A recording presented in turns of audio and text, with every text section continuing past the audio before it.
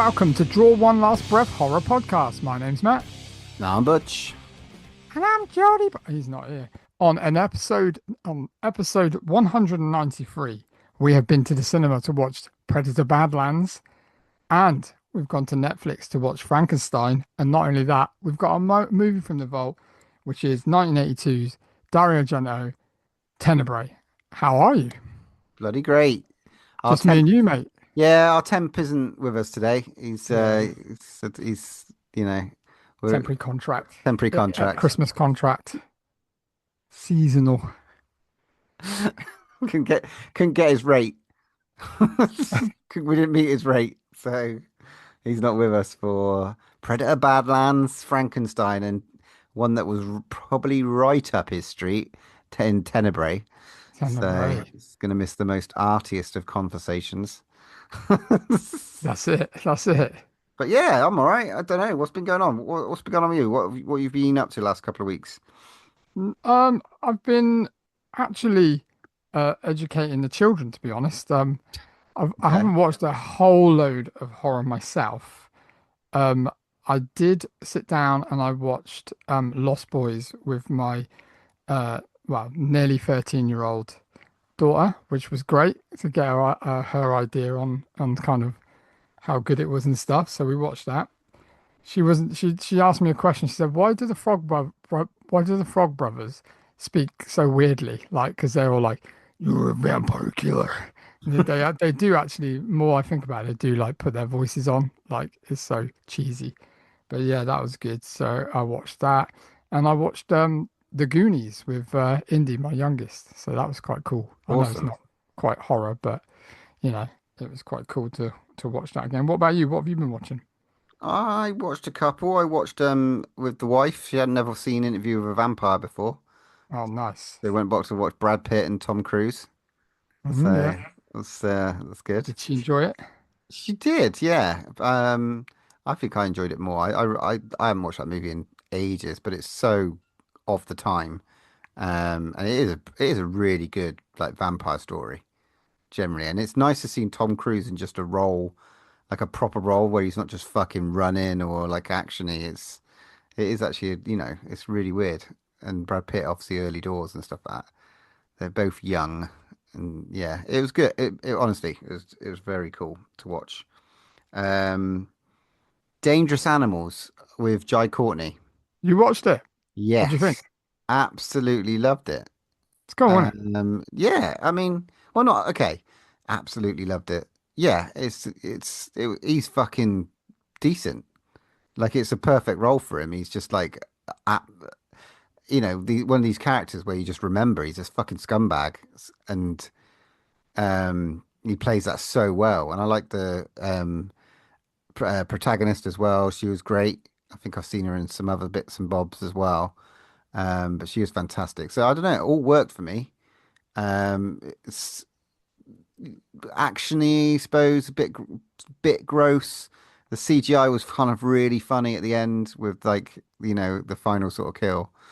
Yeah, but overall, it was really, really fucking decent story, man. I really liked it. And then Yeah. I've been still getting on. I'm one behind on Welcome to Derry, so I've watched 3 episodes. I think I haven't watched the fourth yet. Yeah, Uh, I'm so lame with that. I'm behind. I just got to catch up big time. Mate, you do, because Strange Things, goddamn, next week.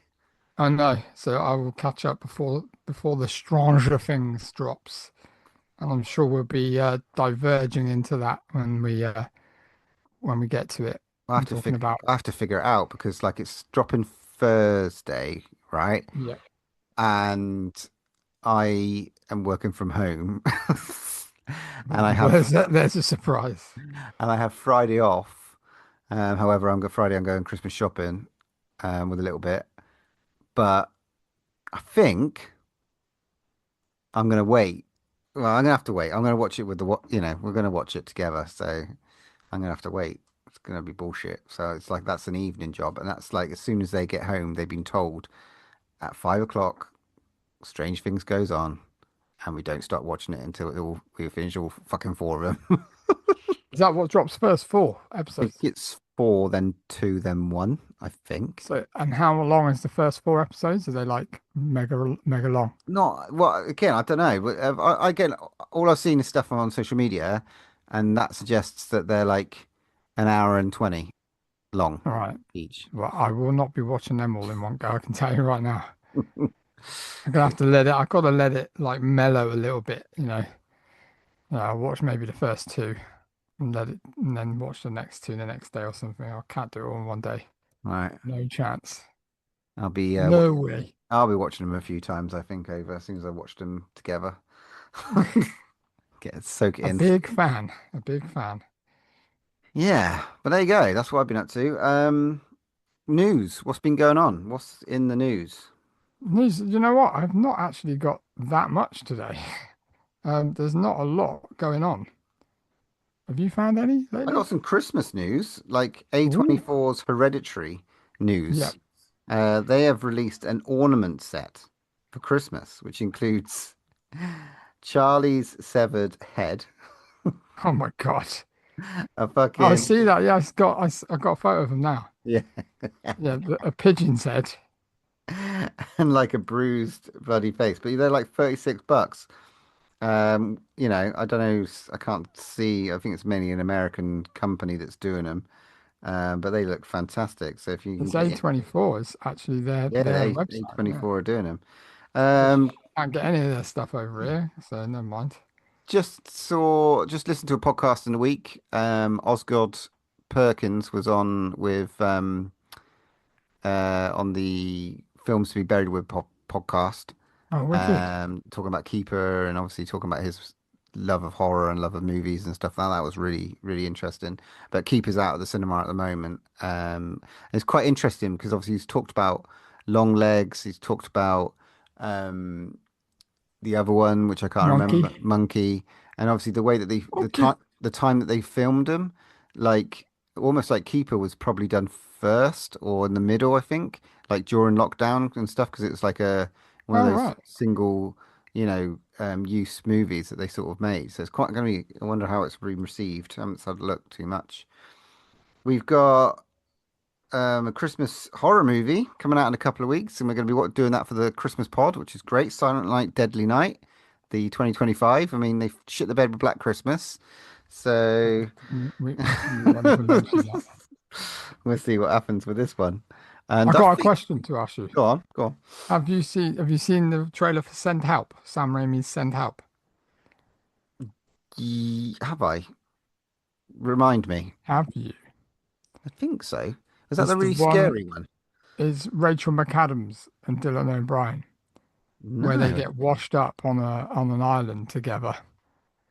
Oh And shit! Yeah, I yeah, have and seen then that. it's her boss is washed up on an island with her. It looks a little bit misery in places, but Yeah. like, and then obviously there's no one else around, so there's no hierarchy anymore, and just goes mental. And apparently it's batshit, like it's like full on Sam Raimi at his best again, apparently. So I can't wait for that. That's in January. That's out January, obviously.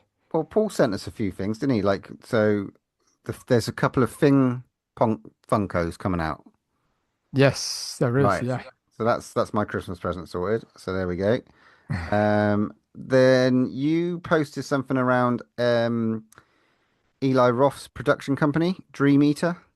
Yeah. So apparently this I was listening to the Boo Crew podcast, and they had Eli on there with the uh, directors of Dream Eaters.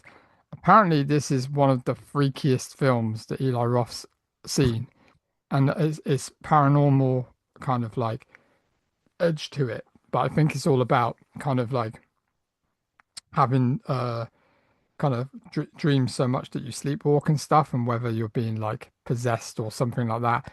But apparently, it is batshit creepy, like full on paranormal activity. Eli Roth watched it. He asked them for the screener. Apparently, they sent it to him, and he phoned them up straight away and said, "Right, I want to produce this film for you." And it's meant to be absolutely brilliant. And the only thing he did say, which was weird, he said, "I love it. It's totally brilliant, but we need to change the ending slightly." and they were like way open for ideas. So yeah, I can't wait to watch this because we'll love it. I Yeah, reckon. there's a couple of like that will look like Dream Eater looks like I'm gonna fucking shit the bed, like sit there with a pillow over my face watching it. Yeah, There yeah, was a Dutch movie called Meat Kills, which just looks totally savage. That is coming out very, very soon, as well. So go and check that trailer out. That looks fucking nuts. mm, There was a Cold Storage, which is probably a bit more. It's going to be a bit more cinema, I reckon, because from memory, it stars some. It's got some big names. It's got Joe Keery in, hasn't it? And that's like a yeah. sci-fi horror comedy. It looks all Um, right. The trailer looks yeah, good. it's right up my trope. It'd probably be like, Night of the Creeps or some kind of stuff like that. So yeah, a bit of B movie fun. And then he posted another trailer around a Sam Rockwell movie with called Good Luck, Have Fun, Don't Die. Yeah, mate. Did you watch the trailer to that? He's Yeah, mate, anything with Sam Rockwell It in. looks awesome. I am so looking forward to this movie. It just looks right up our street. It's the sort of thing that we will just love. I just know it because it's the director's Verbinski. Like so he's done like some Right. crazy stuff. He's Is that done not like quite a lot of stuff. that's not it's not the South African guy who did No, Psycho Gorman, is it? No. no. I thought that as soon as I saw it. But he's done like big movies. He's done like The Cure for Wellness, Pirates of the Caribbean, Ah, okay. Rango. Um, but it just looks mental, and it looks like the sort of film that would play at Fright Fest, like at about the 10 o'clock slot. It just looks like crazy. It's like got futuristic stuff, monsters, loads of killing. It just looks really, really good. And I cannot wait There's for that. another movie that's been out. I don't know where it's been on the circuit for a while, but it hasn't come out. We Bury the Dead with Daisy Ridley, like a zombie sort of Yes, movie. I've seen the latest trailer for that as well. That looks pretty good as well. I've Yeah, seen it does look good. a few movies this year with Daisy Ridley in.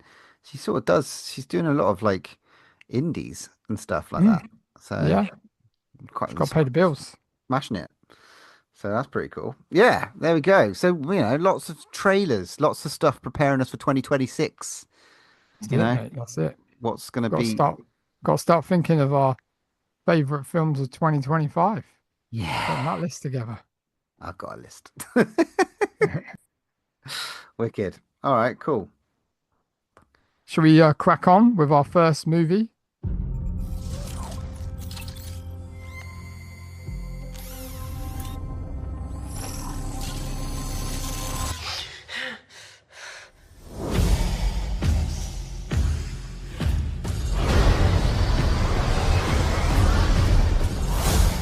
So this is your first hunt.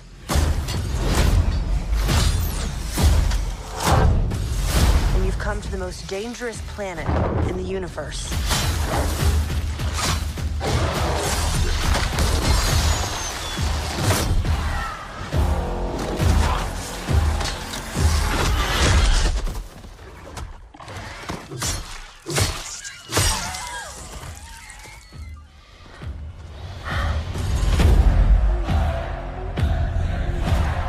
You're after a creature that can't be killed. The definitive apex predator. I could help you.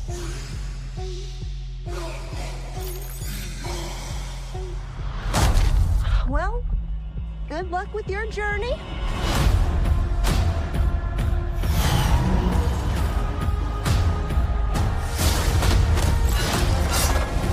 Here, you're not the predator.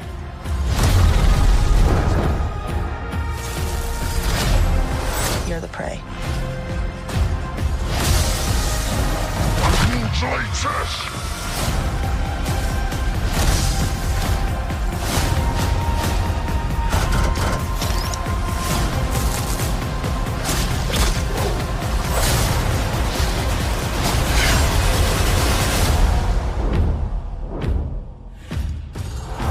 We might not be alone in this hunt.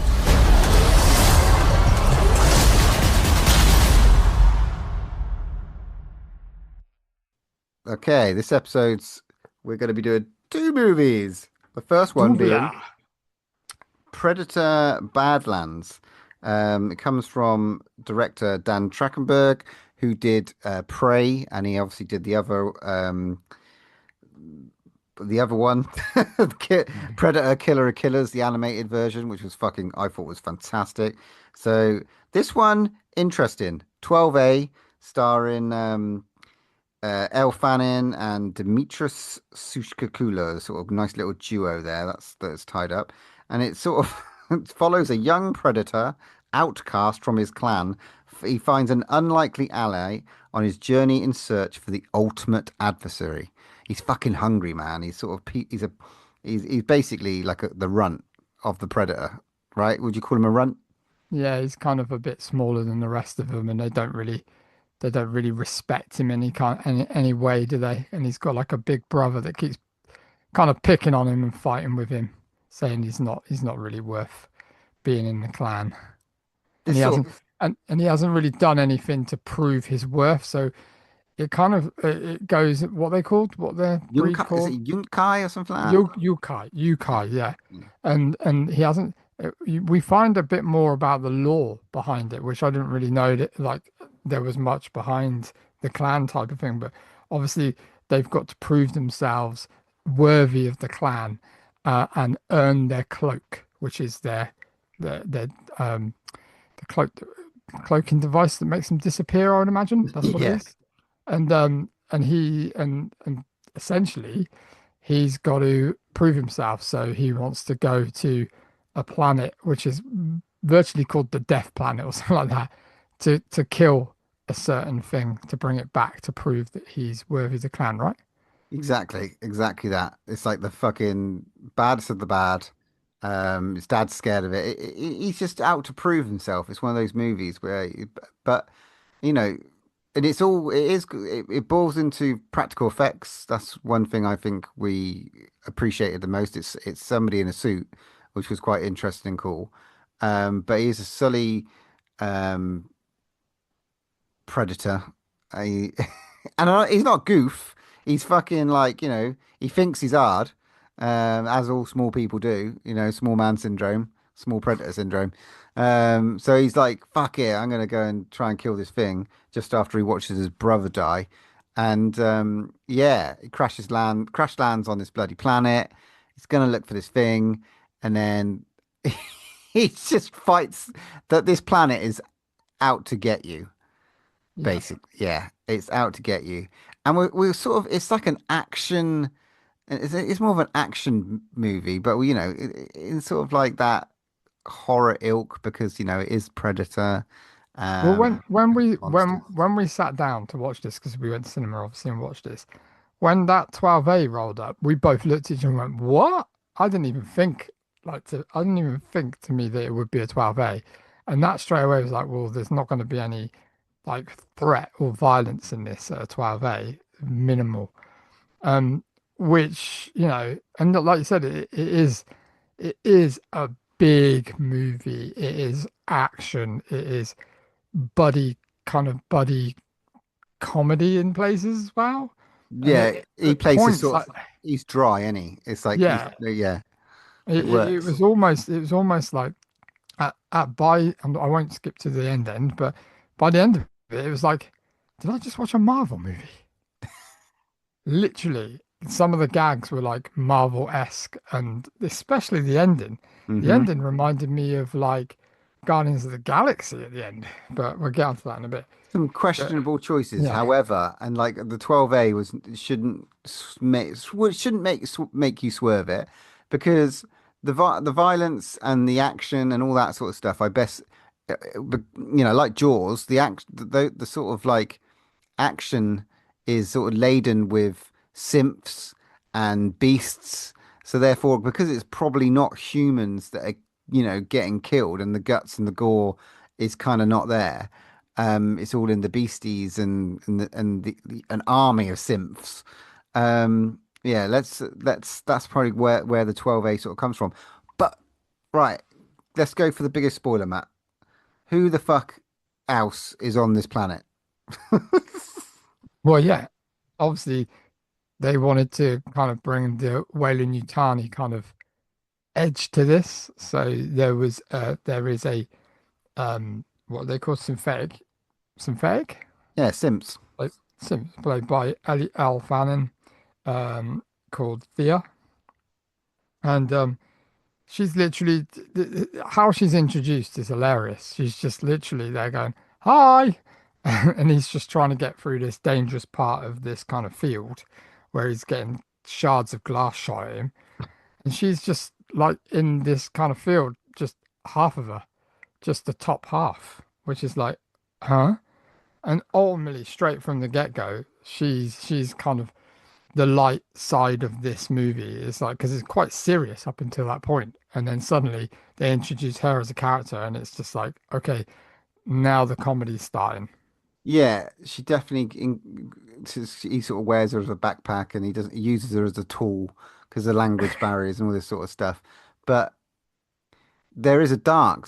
She brings the light and the dark. I think this is a great movie for Elle Fanning because like she gets to play two different kind of roles, being a synth and stuff like that. She got this one that's fear, that's kind of light and bubbly, and then this other version of her, who she's kind of trying to get back to, She's her um, sister, yeah. the sister she calls it, who's a fucking cunt. One thing I will say, I for the fact of like obviously the language barrier between kind of the predator, what's his name? I can't remember now. Deck. Deck, that's it. Not Ant, Deck.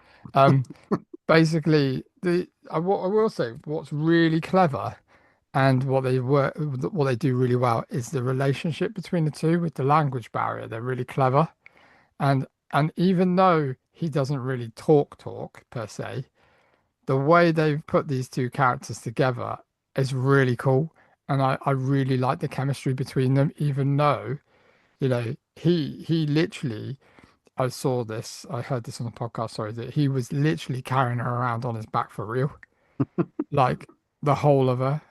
They had this kind of strapped on device where he was just carrying her around and stuff.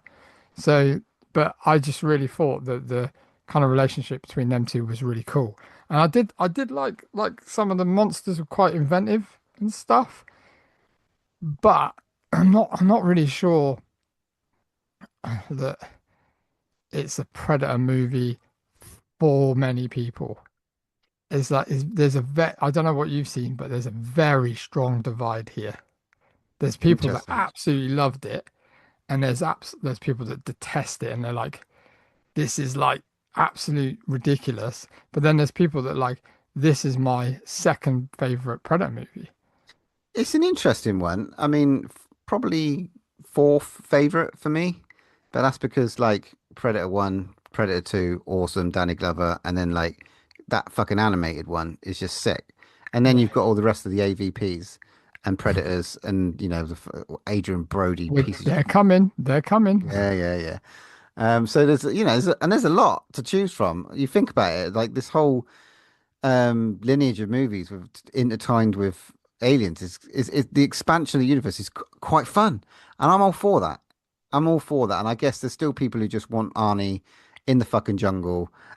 And there's nothing wrong with that. I But think this, the thing is, that I think where you've got to try and look at it, right? And what I've tried to be is really diplomatic with myself.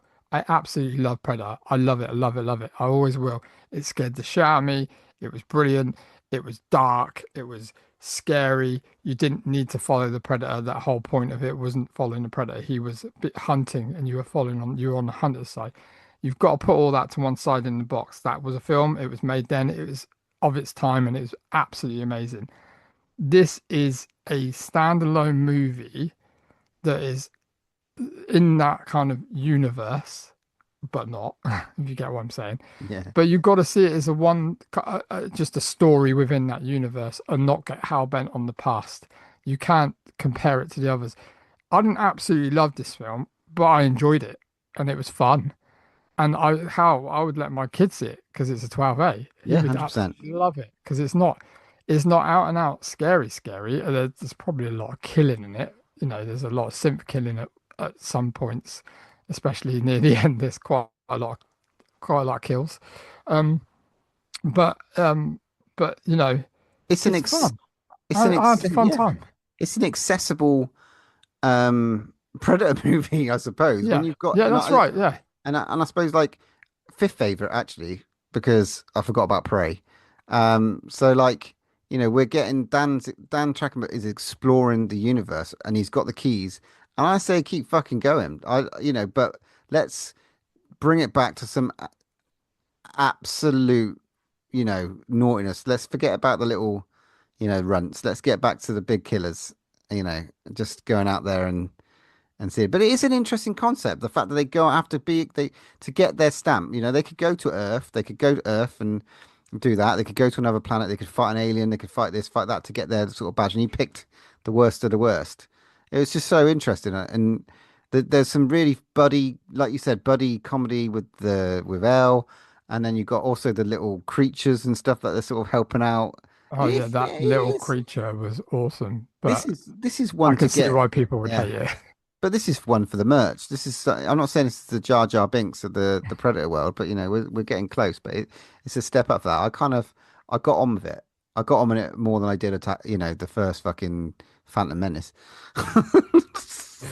So, let's say like Prey was a fucking a good outing. Well fucking done. This one, all right. You're appealing to a bit more. You want more people to get on board with Predator at a young age, fine, and then they'll go and see hopefully the rest of them. I mean, mate, there's got to be like 10. I've just picked out 5 out of my ass, and there's still 2 Alien versus Predator movies. Yeah, yeah. Jesus Christ! So there we go. I mean, this was a good bit of fun. Horror movie, not so much. Got the monsters, fine.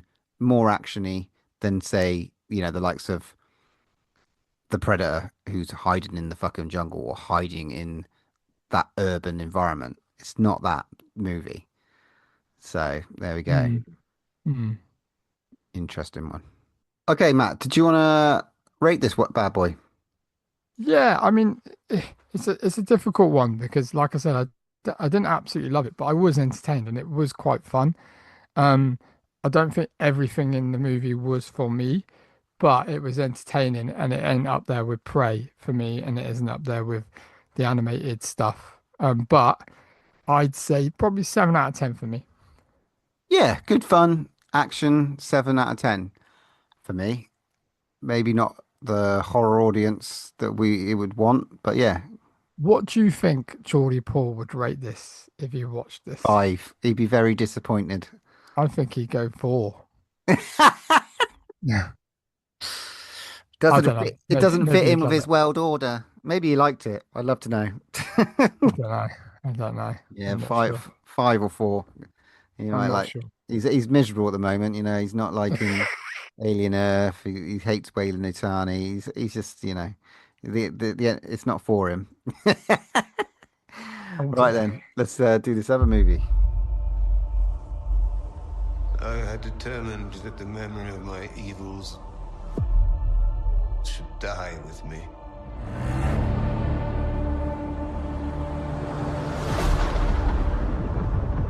Some of what I will tell you is fact. Some is not. But it is all true. What manner of creature is that?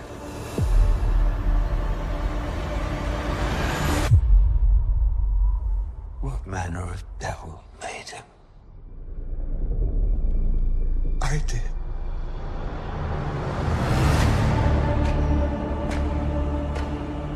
I had a vision. An idea took shape in my mind. Inevitable. Unavoidable. Until it became truth.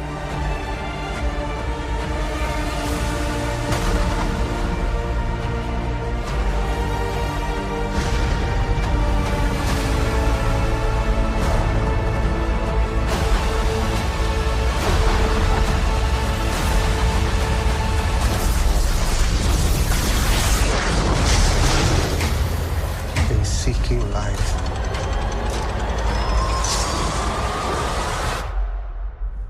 I I created death.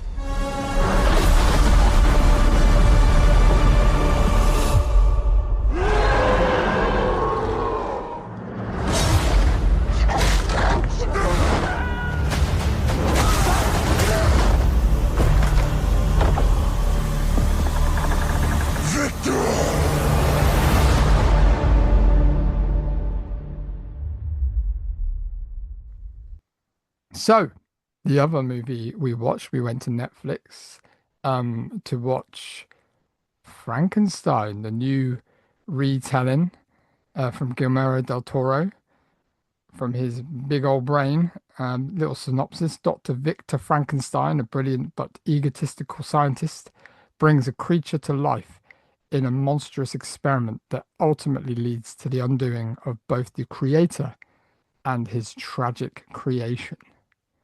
Now, obviously, we've seen many different iterations of this story. You haven't seen many of these? I know the story, and I've Yeah. seen Frankenstein from like the Munsters, but I've not Yeah. watched the classics, Hammer Horror, or like, Mm. those sort of Wolfman, Frankenstein, Bride of Frankenstein. I'm yet to, enjoy those yet, to be honest. Mm. I know the Well, th story. I know Mary Shelley's sort of yeah. vision. Yeah. Well, this one is obviously, I think a lot of people said this one is nearer the book than anything that's ever been made. I mean, I believe there's lines just pulled straight from the book into this because there are some beautiful lines in this movie, and I was like, that's got to be from the book because it felt like it was like a line from the book. Anyway, we'll get there in a minute. And Yeah. and and I was going to say Monster Squad, obviously, as well, Oh, Frankenstein. mate, you can't forget old Monster Squad Frankie. Yeah, definitely. So, what were your first, without going on into it too much? What were you? What did you think? Because this movie, let's just add, it's about 2.5 hours long. Well, 2 hours and 29 minutes, so shy by 1 minute of 2.5 hours. Well, okay. What I say is it's a beautiful movie. It's got Guillermo del Toro all over it. It's very gothic in its sort of telling. It's almost like another Bram Stoker's Dracula, or like, Nosferatu, what we saw early on in the year. It's that it felt very much like that. Some amazing imagery, some very interesting special effects. It was a big movie. It felt big.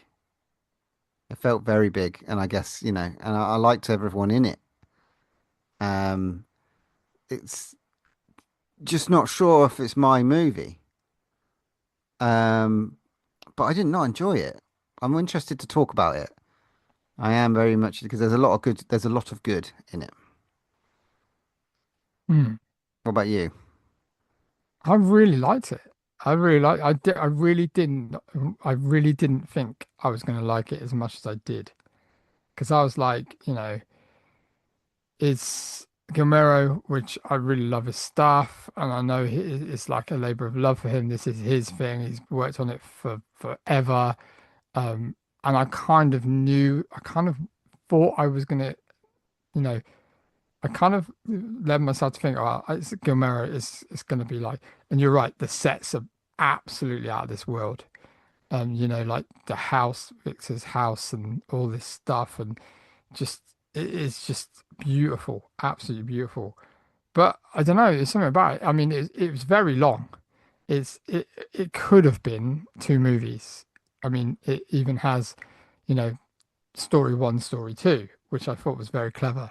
You know, Victor's Yes. story, then the monster's story. It's really. No, not the monster. Oh, It's sorry, the creature, isn't it? the creature. Yeah, sorry, the creatures story. But obviously we run down the cast. Oscar Isaac, what did you think of him? I love Oscar Isaac. So His accent's a bit dodgy in places, but I think I that's think the he pulled it part. off. I He think that's pulled the it off. part. I think a lot of this is like, why haven't they made a Frankenstein movie in so long? And there's Yeah. must be a reason. And I mean, but how do you sympathize with something that he's created, and who do you empathize with? You definitely don't empathize with Oscar Isaac's character, not one No, bit. And I think he that's he plays a bit of a dick, but I think it's clever as well because he's kind of in this movie. Obviously, Jacob Elordi plays the creature, and he is so From Euphoria, right? yeah. He's also in Saltburn. Yes, he is.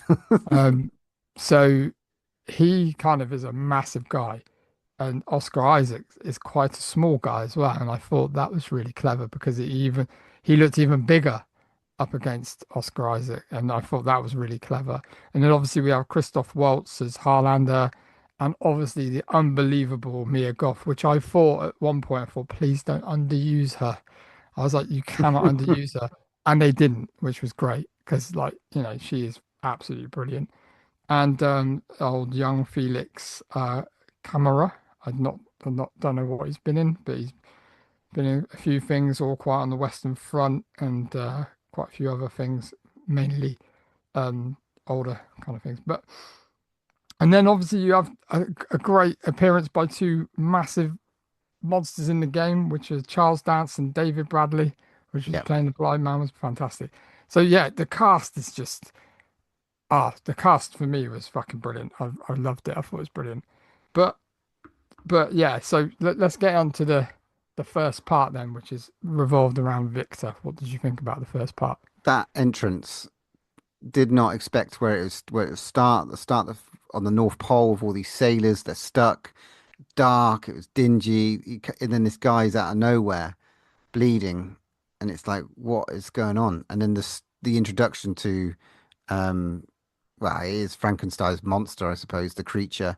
Um, fuck, that bit was just savage. Some of the brutality and the way that they filmed it with him just, tossing the sailors left, right, and center, and backs Ooh, breaking. It was easy now. it was one introduction to the character. It was fantastic. And then his story was really interesting, like the science behind it, the sort of almost like, yeah, like that was kind of almost like the Jekyll and Hyde of it all as well. You could see it was very of that time. It was very That bit, period. sorry to stop you. That bit where he's demonstrating his work in that, and they're all watching it, and that fucking thing comes alive. That was fucking insane. Yeah. That was that was a great bit. I thought that was really really cool. Like, it was like, no, we're not having this here. This is absolutely heathens work. This shouldn't be done. This is unethical. And yeah, I love that bit. I thought it was really clever.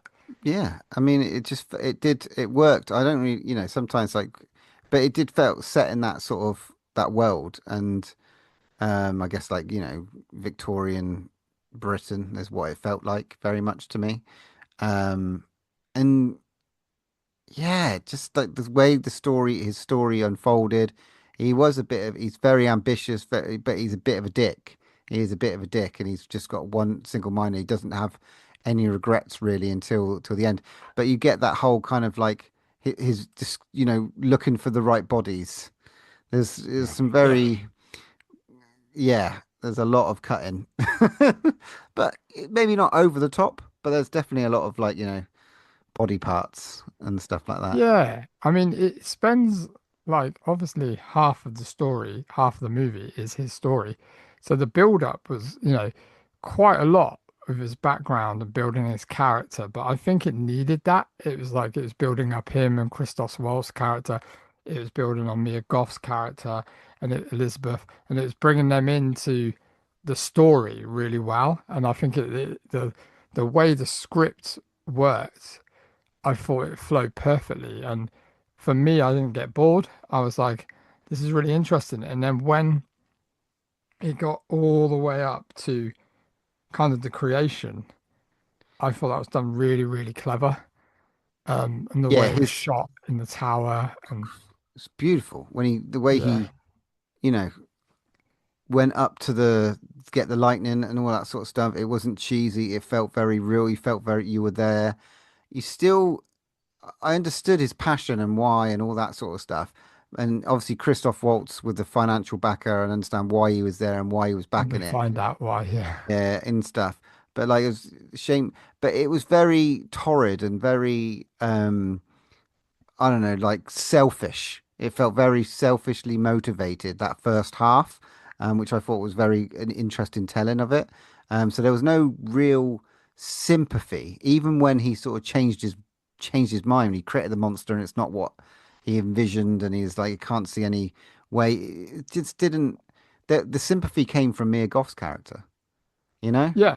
I mean, this is the thing. It's like they bring her up. The only thing I'd say, if I had a minor little grumble, is I would have liked to seen a little bit more of a scene between Mia Goth and the creature.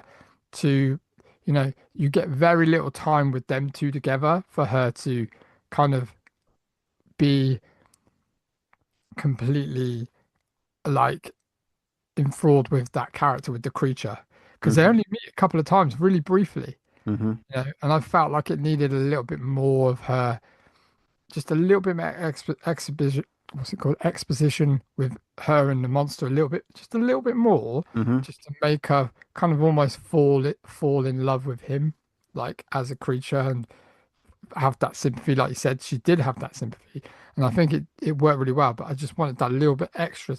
I felt it's like a little bit rushed, their relationship wise, kind of like. Yeah, But I mean, but this is where it kind of gets to the point of, there's a lot happens, and like, Victor decides to kill his creation. However, um, he's kind of kidding himself because the creature keeps just saying Victor, he thinks that he's failed because he can't say anything else. He's not able to say anything else, and he won't learn, and he's not listening, and he's just like, oh, I can't be bothered. And then he hears him say something different. Remember when he says like, you can't say anything, all you say is Victor, and he says Victor, and as he's walking out, just about to kill him, he hears him say Elizabeth. yeah. So he knows that he's capable, but he's like, no, you're my creation, and I'm going to kill you. And it's almost that kind of thing where is he killing him because is he not bothered, or is he killing him because of the Elizabeth thing? Because Mm. he's like, oh wow, I can bring it to life, I can kill it, kind of thing. Because Yeah, that was that's quite clever. Because he hears him, he definitely hears him because he stops and yeah. when he says Elizabeth, and then like yeah, then we go on to the obviously the creature side of the story, which again I love that bit. I love the whole kind of way he gets away, the way he kind of like sees this family, and the way he starts learning. And it fucking pisses me off because even though he's the creature, he starts to get better looking as it goes along. It's like gets a bit of hair, the cheekbones are a little bit more defined. And he's like, hey, he's looking a bit more like Jacob Elordi now, just to get that kind of like, you know, oh, he's lovely, really. He's got lovely, lovely hair now as well. I thought that was really clever, like because he obviously had no hair and then it started growing I think and obviously stuff that like was that. very purposeful because they're trying to humanize him a little bit, like throughout. Yeah, totally. And we do get that And he's journey. got to learn as well. He's Yeah, got to. I was thinking, how is he going to learn now? And I thought that the way they did that was clever. but it never be accepted, and that's what he's trying to learn. And it felt very, very sad. I was very, that's what I guess I didn't expect. That's where all the sympathy came. I felt it was such a sad tale, a sad story. Really cleverly told that second part. And I really sort of got on with his character and got on with that portrayal, and his relationship with David Bradley's character, and the walls and the that sort of side of it was just like it The was violence. well, yeah. I wasn't expecting that. Literally, the jaw rip was Oh man, insane. yeah. But he folded a guy earlier, like Oh yeah, that bit with the sailor just in half. I mean, there was some really interesting scenes and stuff. And maybe the CGI wasn't a bit on point with the wolves.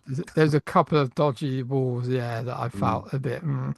What can I ask you a question? We didn't really talk about this. What did you think about the actual design of the creature? I Because mean, obviously we've got the classic fucking bolts. Frankenstein with the bolts and the haircut, and and we've had other iterations of it. Yeah, and that's why I felt like this. I guess you know, it was an interest.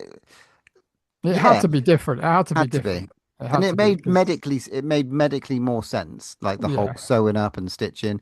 The whole regeneration thing, I don't really know if that's part of the law. I don't know or not, but like um yeah, he was a lot more handsome, even though he was like all cut up. He spent 12 hours in makeup to do all that sort of yeah. I stuff. So saw the videos. Yeah, fair yeah. play for going through on it all. And the effect was very cool and very good. But he was eventually kind of a big hulking thing in a cloak and with a bit of hair. So I don't know. I thought it looked fantastic, but it was just an interesting take on it. And it made it, obviously, they're trying to make it more real, which is fine because, it is a tale. And I kind of like the choices. I think I liked the Mm. choices. I mean, they could have gone a completely different route. You know what I mean? They could have really jazzed it up with putting some woke shit in there, or just making it like appeal to different areas of and stuff like. But I think it told the tale well in a different style that we've not really seen before, and it still had Guillermo's kind of touch on it. It still had those beautiful real sets, still had those beautiful effects and makeup, and it still has that kind of Hollywood kind of classic film kind of to it for me. It's like big, it's really big and sprawling, but then it's just like you know, and then there were times where it wasn't. Um, I just think that the the characters, the way they beefed them out and really fleshed them out were really good. And like I said again, I really didn't think I would enjoy this because it's not my sort of thing at all, really. I'm not really into those kind of like types of movies, but really, really, I don't know why, it just really got me. Well, Really, yeah. really enjoyed it. I'm Really, glad that really. they didn't modernize it. They kept it of the era, like Nosferatu. They kept that of the era, and it worked really well with Visible Man and them making that quite modern.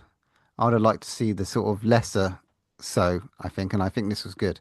Keep it, keep the period, and the period worked. I think, yeah, I like that take on it. So, Mm. I mean, Yeah. they did do that Lisa Frankenstein, didn't they? Do you know what? I would have loved to see this on the big screen though. Such a shame. Yeah, it's a Such a shame. big movie, really big movie. And it's one So, I would like to own, whether Netflix will let it come out. I would imagine he must have some kind of deal where it physically will come out because I can't believe that he would just go streaming, but we'll see. Yeah, I was actually in Asda Walmart earlier and I saw a really beautiful book like of all the I couldn't open it because it was sealed, but I looked at the back and it's got all the artwork, concept art and everything. It looked brilliant. It was in there like yeah, it really looked I can tell nice. you one person who liked that because obviously Isabel and Sophie both went to watch it at the cinema, and they absolutely loved it. So, What did they watch? Frankenstein, At the cinema? yeah. Where was it shown? Uh, in a local one, Sherborne. I mean, it wasn't like Cineworld or anything. Oh, It was right. I didn't even know it was coming out theatrical. local Gloucester. Yeah, No way. out for one day. Maybe they were doing it on the Dodge. Shop 'em Yeah. during Horror Week or Halloween week or whatever. Mm. So yeah, I don't But know. yeah, great casting choices, and hitting the nail on the head with Jacob Elordi as well for the ladies. And Mia Spoil Goff, man, fucking hits out of the park every all the time. time.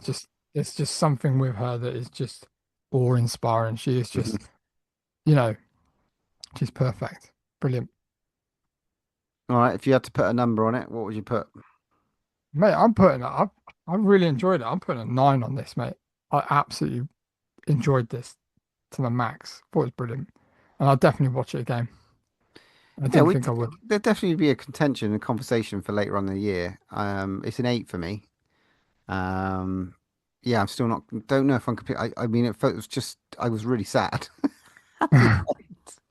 But yeah, I'm not really sure this is my monster. I don't know yet. I don't know. There's something there, but Creature. creature. Sorry.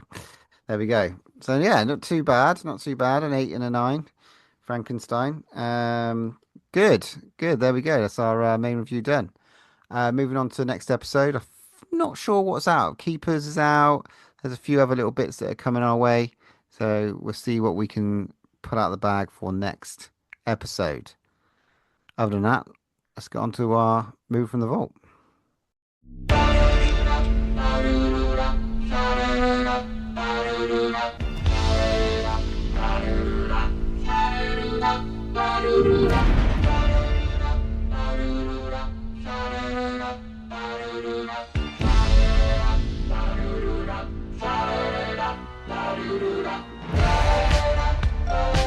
Captain Germani, homicide squad.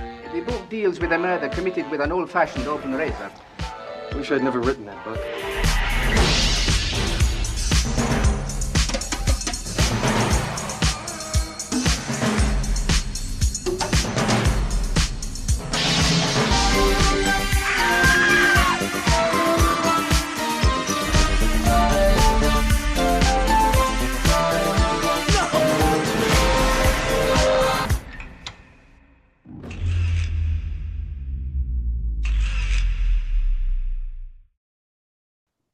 So this episode's movie from the vault is Dario Argento's 1982 Tenebrae. An American novelist visiting Rome to promote his latest book is stalked and harassed by an obsessed fan who is committing a string of murders that appear to be tributes to his work. What did you think, Butch? We've done a few Dario Argento movies. I mean, this is a big one. This is on a lot of people's favorite lists. It's interesting because I hate the title, which is what put me off ever watching it. I think it's really stupid. But Have you like, ever seen this? You haven't seen this before, though. never seen this before. First That's time it. watch.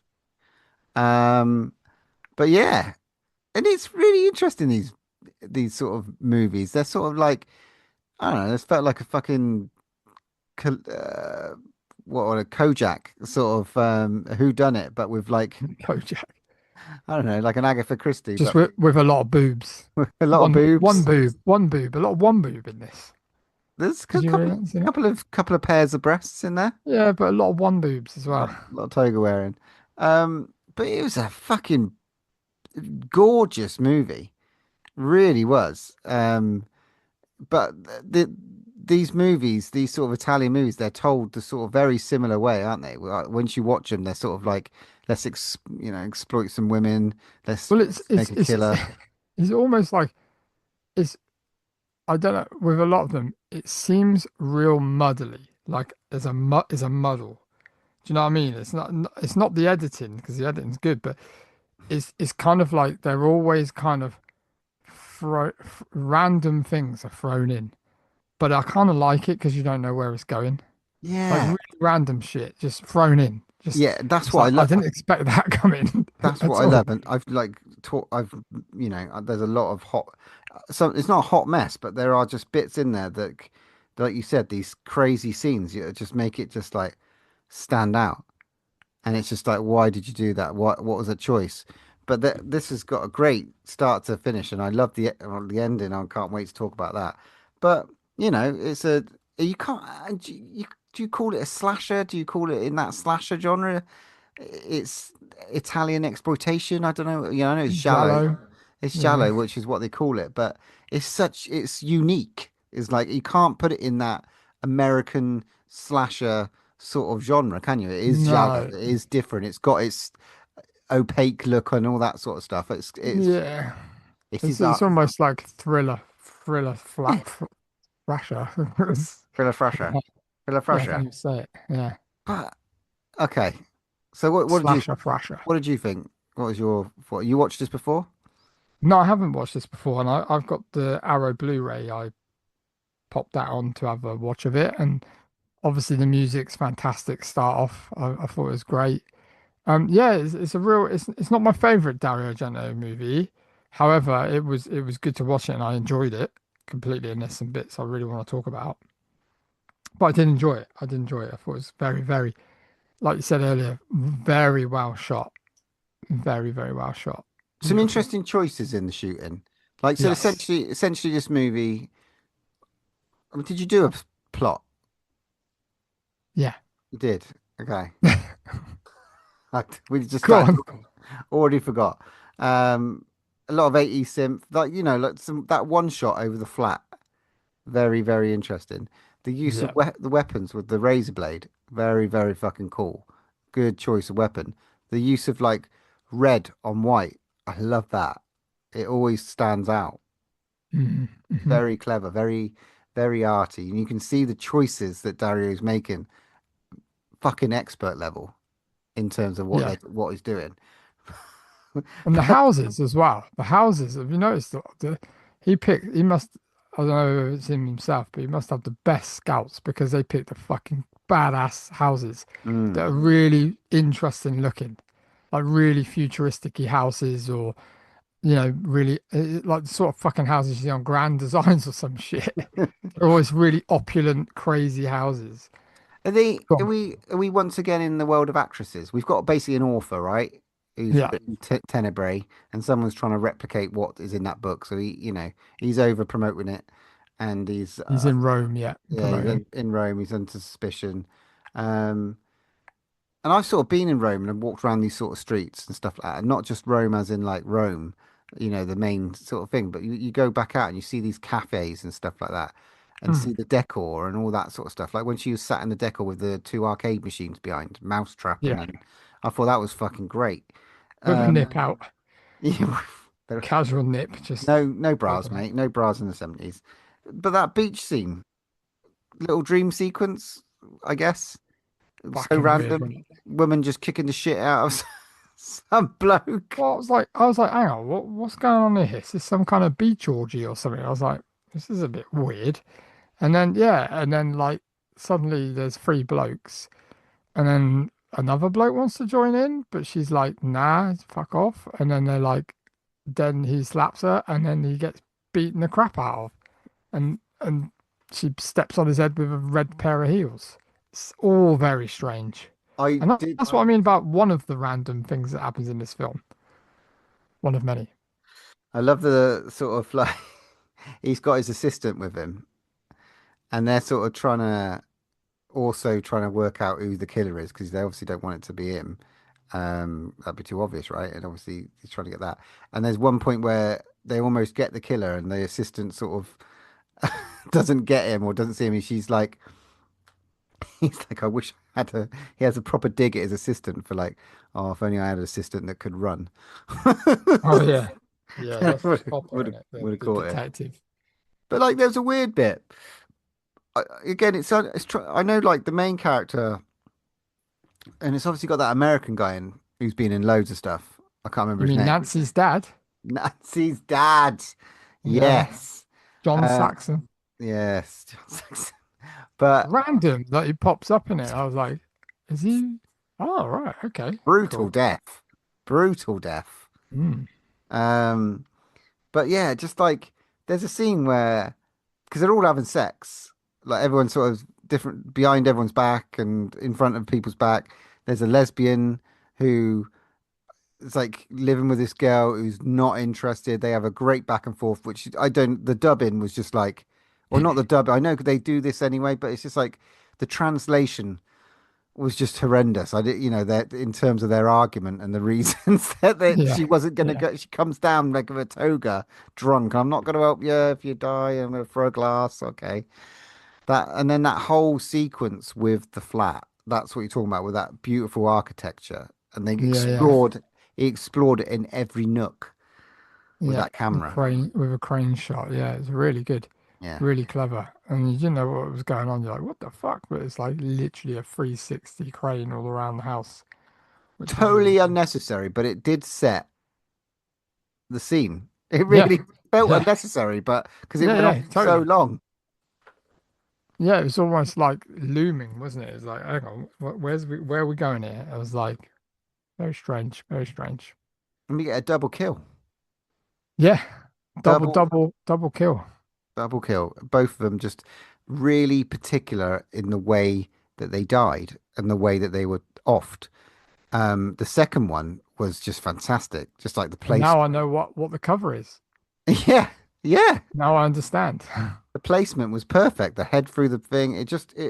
There is beauty in the way that these people are offed. It's not just done Yeah. like it's done in a certain way. It is art, and we'll talk about that a little bit later. We've got to talk about real quickly. We've got to talk about the hotel worker that comes and fixes something in the author's room. The very young girl, where he's like, "I'm not interested. She's jailbait." This is the most random thing in the world. Obviously, she goes out with her boyfriend on a date, gets a bit of an argument with him. He's like, "Get off the motorbike, piss off," and he's off. And she's obviously in a bit of a dodgy neighborhood or whatever. And she's walking along. And this is the most random thing. The dog attack. So we get this dog attack that lasts about 15 minutes. She's on the run from this dog, and it's quite visceral. And the scenes where he's attacking her, it looks fucking real. It's really well done. It's a bit of a dope. It's a Doberman as well. Yeah, So, you know, going for it. But then, this is the most random bit, she happens to fall, happens to kind of come across the murderer's lair, which was a bit random. I yeah, mean, did she know that where she was going, or was this a completely random place? that's what it felt like. It really, Yeah. really felt like that. So she finds the lair and she's like found it. She finds all the photos and she knows what's going on because she knows what the deal is. So she's putting all these photos and evidence in her pockets really badly. And then obviously goes up the only way out because the dog's outside is through the house. And this is another fucking crazy nice house. And decides to use the telephone. And then like when you just want to get the fuck out of that house. They never do. Yeah, they never learn. And then it literally this bit reminded me of Scream, the first Scream movie with Drew Barrymore. And I was like, fuck, maybe this is where he's lifted it from because she runs out of that place with the like in this like the sliding door and everything, even just like Scream, and starts running off up of the thing, and he runs after. I was like, fucking hell, it's like, wow, Scream. And I wonder if he actually took inspiration from that. Oh, must have done. Must have done. I'll tell you another little random bit which I really enjoyed. I can't remember who the character was, but you remember the young chap who was like driving him about. Oh yeah, the young British chap, yeah. Yeah. I think it's Robert. Robert, I think his name was. He takes the guy for a ride in his car, and then he has a bit of a moment at one stage, and he just goes through the traffic, and they pan in on the guy's face, and it's just the shock that he puts is so cheesy on toast. And then he's like, right, I'm gonna get out and walk. Yeah. He's so Oh, blatant and brutal about it. I absolutely love that because it's just there was just a shot of his face when he went through the traffic, and I was just like, well done. That is a brilliant choice. yeah, that was random. That was real random. No need for that, but why not, eh? I love how important a glass of water is. Yep. Yeah, POV cam deserved that, didn't it? I was like, And the tablets kept focusing on tablets and water. yeah. I was like, what? Why? That's obviously, is that the killer? I guess so. Red shoes as well. You know, it's who's the killer? Nicking shoes and all that sort of stuff. The shoes are on this person. The shoes are on that person. You know when old John Saxon gets it in the middle of the day. Yep. Waiting for his date because that's right. So I'm right. John Saxon's character, right? He's having it off with the author's missus. Yeah, That's right, isn't it? that's what. And then he's Yeah. waiting to meet her, and she's like, not, she didn't turn up. He just gets stabbed up in broad daylight. Really stabbed, like really stabbed. As she's Yeah. walking up to him as Oh well. yeah, she does. She turns up in the end, doesn't she? Yeah. Weird. It's so Yeah. weird. And the axe, I know we used the razor blade was really cool throughout, but the axe, when they sort of turned it up a notch with the axe, I was like, what? Because obviously he oft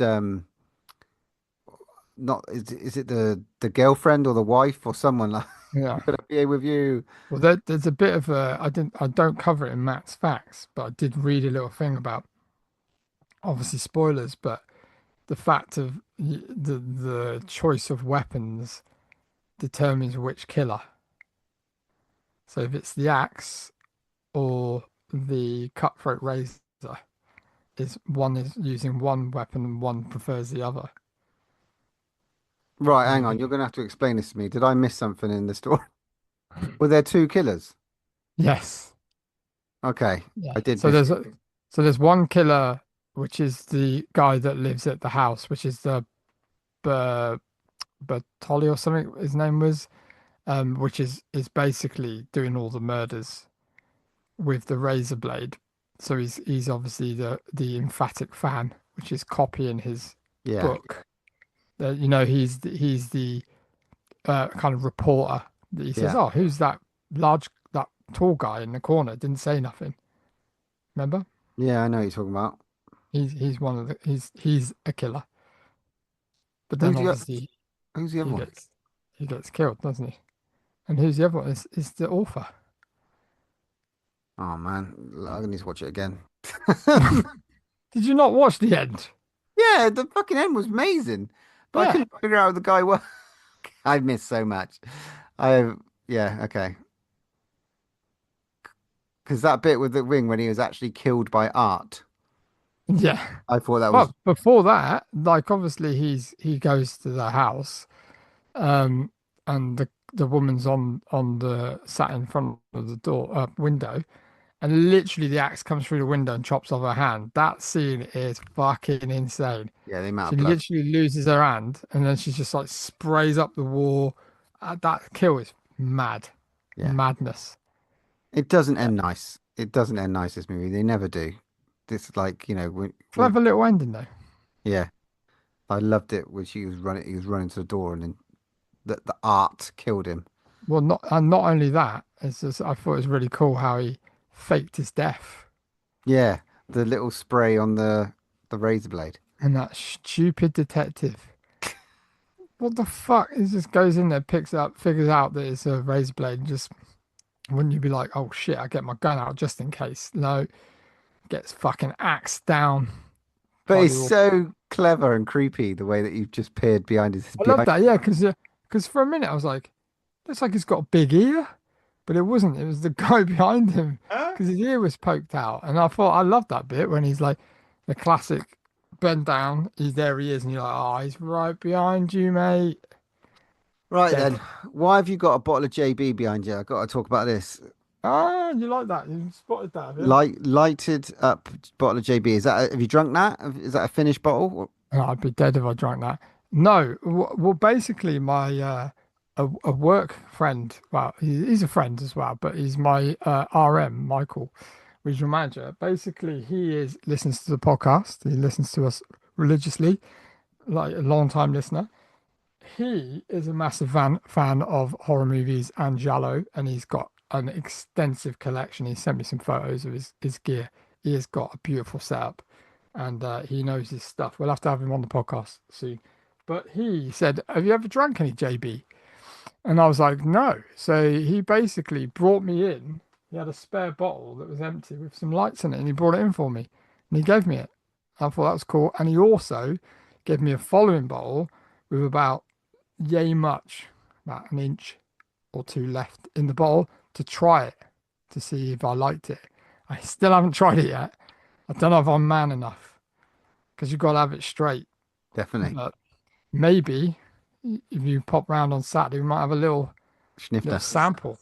So at least we can say we've had some JB. Nice. But he's actually got on his letterbox, he logs all the films that have JB bottles in the background. It's so cool. And there is so many films. Oh, he's coming Have on. to- Right. Have you got any Matt's facts for us? I do indeed. Here we go. You ready? There's quite a few. Lovely. interesting ones. So the word tenebrae is Latin or Italian term meaning darkness or shadows. The impressive 2.5 minute crane shot that encircles Tilda's house took 3 days to be completed. American distributors wanted the shot to be cut from the film for the US release, but Argento refused. Go on, Argento. Go for it. Yeah, good man. The original film's poster shows an image of a woman with her throat cut. The UK release in 1983 censored the violent image by placing a red bow around the neck after posters displayed on London Tube drew complaints. Some later UK releases on video and DVD editions used the censored image. The most recent, including Arrow's DVD Blu-ray release, have reinstated the original poster image for their covers. I don't know how true this is, but Christopher Walken was considered for the lead role. That would have been fucking pretty cool, actually. That'd have been batshit. Yeah. In several scenes, I can't. Can do a walk. Everyone can do a walk 'em, right? yeah. No, I can't. I ain't got it. No, you can't stop. In several scenes of the film, the characters mention or discuss the novel The Hound of the Baskervilles from 1901 to 1902 in a number of scenes from the film. The character Maria Alboreto is hunted down by a black hound, which mysteriously vanishes after Maria gets murdered. A number of film critics considered the hound to be a direct reference to the ominous Hound of the Baskervilles. The background music theme playing in the department store at the beginning of the film is taken from the soundtrack of the European version of George A. Romero's Dawn of the Dead from 1978, which was edited and rescored under Dario Argento's supervision. Okay. In 1980, Dario Argento was harassed by an obsessed fan who telephoned him repeatedly, threatened him, and claimed that he wanted to ruin Argento's life. Argento used the experience to start writing a screenplay about celebrity stalkers. That screenplay turned into the film Tenebrae. Several critics have viewed the film as an extended commentary or duality. Every major character in the film has at least one double, and the theme extends to nearly identical objects, locations, actions, events, major and minor, which is quite interesting. Quentin Tarantino has called this called The Murder of Jane via the Axe his favorite on-screen death scene of all time for the intense imagery, including the key moment where she paints the wall with blood. The close-ups of the killer gloved hands were depicting Dario Argento's own hands. The director used glove cameos for his hands for several of his other films. The end. Loves a pair of gloves. Love a He pair of loves black. a pair of Never rapey owned black gloves. rapey black leather gloves. Lovely job. Oh, yeah. Another Giallo down. Done quite a few now. Getting Yeah, there. Look good. at us branching out. Filling that Dario Argento gaps where we're getting there. What would you rate this one then? Whoa. This one for me is a good one. It was fun. Not my favorite, but I'd probably rate this a 7 out of 10. Yeah, I mean it was fun. It was good. I did really get on with it. I loved all the imagery. I think I'll go for an 8. I think actually I think I'm an 8 actually because I'm thinking of the kills now, man, and they were Yeah, they fucking were fucking great. crazy, especially that axe kill and that. So yeah, I think an 8. I'm pushing that up to an 8. Ooh, Definitely. there we go. Lovely job. Lovely. And Paul, 10 out of 10. Yeah, you're gonna get a 10 out of 10 for sure. The way the art, the way the blood Ooh, depicted, the way that decline, the the way the hair just kind of accentuated her cheeks, and the red lipstick with the red blood just simulates. Yes, way more Geordie though, obviously. yeah. Why I put It. it definitely wouldn't have been an 8 out of 10, man. Nice. Oh, it's my pick. It is your pick. Oh We've dear. waited a long time for this. It better be a fucking good one. Mate, I have no idea if it's a good one because it's been 20 to 30 years probably since I've watched this one. Oh no. It's got Michael J. Fox in. So that should be quite fun. Yeah, we're going to go and watch The Frighteners. Very good. And what is this on, Paul? I spotted it on Amazon Prime. Okay. Which is why I thought, why the hell not do it? If it had been anywhere else, it would Undiscovery. But I have not seen that movie, and I remember it. Not being like Casper. It's got. I think. Hey, don't have a go at Casper, mate. Casper's brilliant. 4 stars out of 5. I think this has got some balls in it. I think it has some. Well, you know who directed it, don't you? No, Peter Jackson. I don't know neither. Yeah, this has got some. This could be interesting because I swear it had a little bit of. I Something think else. it's one of those forgotten gems, mate. Yeah, we'll find out. Watching the Frighteners just before Christmas. Good times. Happy with that? Yep, I'm well happy with that. Good. Okay, well that ends another episode 193. Moving ever closer to episode 200. Thank you very much for everyone for listening. If you'd like to share your thoughts on the Giallo genre, then get in touch on our social media at the end of the podcast. On the next episode, 194, we are fast approaching Christmas. There is a couple of movies coming out, influencers. Santa Claus is coming. Santa Claus is coming. Well, yeah. We know what we're doing for our Christmas episode, but we've got in between to find the Keepers. The Keeper, Osgood Perkins Keepers out at the moment. There's also Influencers, a sequel on Shudder, I think, coming out. If that comes out in time, then we may want to watch that. Or maybe we'll go back in time and find Good Boy. Who knows? But for now, there's only one more thing to say. When there's no more room in hell, here's another podcast. I am the devil, and I am here to do the devil's work. You can follow us on Twitter at DrawOneLast, Instagram at DrawOneLastBreath, or pop us an email at DrawOneLastBreathPod@hotmail.com.